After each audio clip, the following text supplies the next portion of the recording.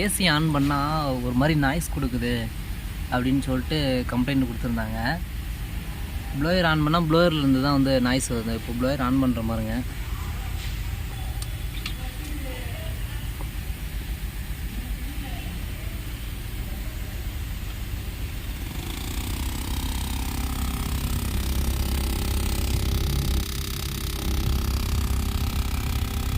Blower on பண்ணால் ஒரு மாதிரி ஹெவியாக நாய்ஸ் வருது.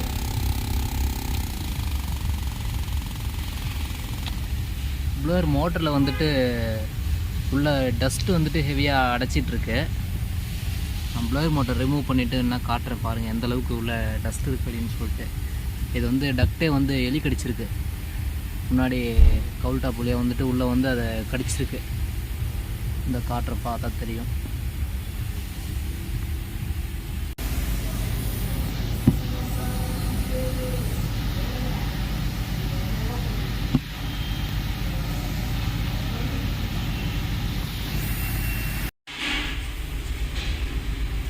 இப்போ ப்ளோயர் மோட்டரை கழட்டிட்டேன். உள்ளே பாருங்கள் எவ்வளோ டஸ்ட்டு, ஃபுல்லாக எவ்வளோ பஞ்சு. இவ்வளோ பஞ்சை வந்துட்டு எலி கடிச்சு கொண்டு வந்து சேர்த்து வச்சுருக்கு. உள்ள டேப்லாம் இருக்குது.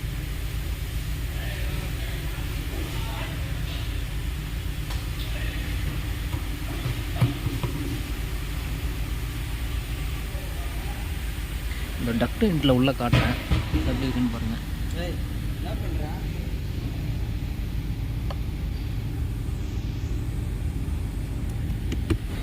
உள்ள டக்டில் பெருசாக டஸ்ட் இருக்கிற மாதிரி எதுவும் தெரியல. மொத்த டஸ்ட்டும் இங்கே தான் நிற்கிது போல்.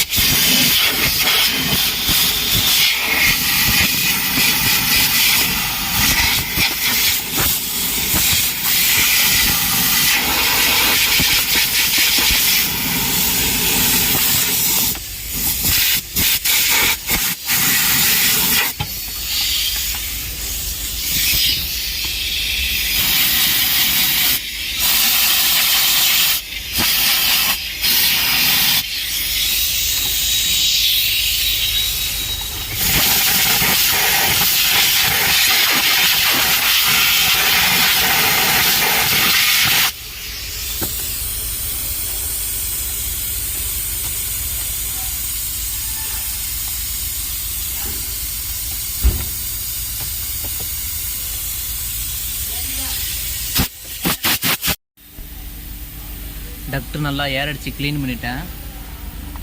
இது வழியாக வந்துட்டு எலி உள்ளே வரக்கூடாது அப்படின்னு சொல்லிட்டு வயர் மெஷ் வச்சுருக்கேன். வயர் மெஷ் வந்து இந்த பார்த்தீங்கன்னா தெரியுதா இல்லையா, சின்ன பீஸ் வந்துட்டு தெரியுதா?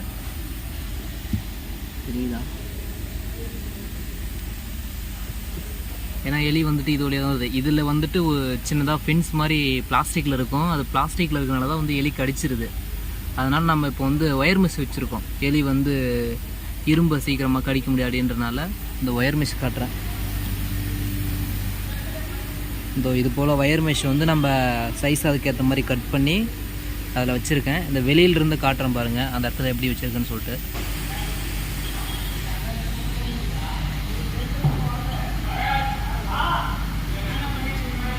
இது வழியாக தான் வந்து எலி நமக்கு உள்ளே போகும்.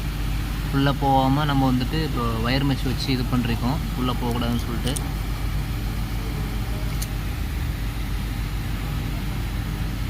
ஃபஸ்ட்டே பார்த்தீங்கன்னா தெரியும் இந்த இடத்துலலாம் வந்து எலி கடிச்சு ஹோல்ஸாக இருந்திருக்கும். எலி வந்துட்டு எப்போவுமே இந்த இது வழியாக தான் வந்து உள்ளே வருமே. ஒரு சில வண்டியில் வந்துட்டு இது வழியாக வந்து ப்ளோயரில் மாட்டி செத்து பயங்கரமாக ஸ்மெல்லோடலாம் அந்த மாதிரிலாம் வந்து கம்ப்ளைண்ட்டோட வண்டி வந்திருக்கு. இது எதுக்காக நம்ம வெளியில் போய்ட்டு கனெக்ட் ஆகுது அப்படின்னா, ஃப்ரெஷ் ஏர் வந்துட்டு உள்ளே வரணும். இப்போ உள்ளே வந்து ஒரு பேட் ஸ்மெல் இருக்குது அப்படின்னா வெளியே இருந்து ஃப்ரெஷ்ஷான ஏரை வந்து இது உள்ளே வந்து சக் பண்ணி எடுக்கும். நம்ம அதுக்கான மோட் இதில் வந்து மாற்றிக்கலாம். இந்த சிம்பிள் பார்த்தீங்கன்னா தெரியும். Fresh air mode.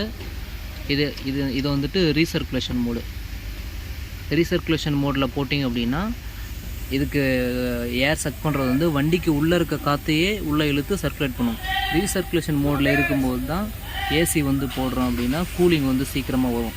ஏன்னா உள்ள இன்டீரியர் தான் கூல் பண்ணும்.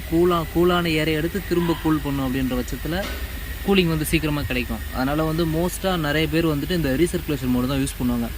உள்ளே ஏதாவது ஒரு பேட் ஸ்மெல் வந்து வருது அப்படின்னா அந்த மாதிரி டைமில் மட்டும்தான் நம்ம வந்து ஃப்ரெஷ் ஏர் மோடு யூஸ் பண்ணுவோமே. இந்த இதோட ஃப்ளாப்பு காட்டுறேன் பாருங்கள். இதுதான் அந்த ஃப்ளாப்பு. இப்போ வந்து ஃப்ரெஷ் ஏர் மோடில் இருக்குது. இந்த ஃப்ளாப் வந்துட்டு இப்போ க்ளோஸ் ஆகிருக்கு. இது வழியாக வந்து ஏர் உள்ளே போகாது. இப்போ மேலே இருந்துட்டு வந்து ஏரை வந்து சக் பண்ணும். இதை இப்போ ஆப்ரேட் பண்ணோம் அப்படின்னா